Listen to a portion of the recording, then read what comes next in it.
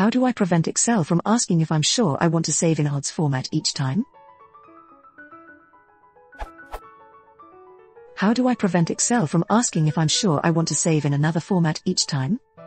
I tried to change one of the options, but could not find one about saving prompts.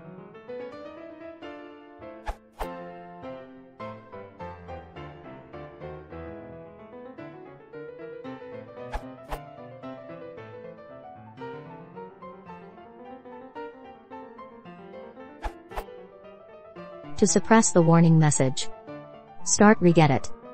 Navigate to the following location, substitute 16 with your Office version number. Right-click on the right and select New is greater than Word. Rename as Disable Saves Loss Warning Open Document Spreadsheet.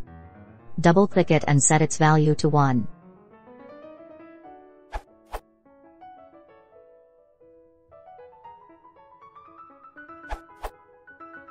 This would be the .reg file to apply the change.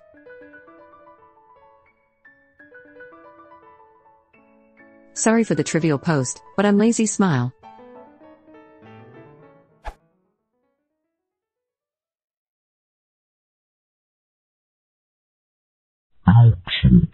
이 정도 좀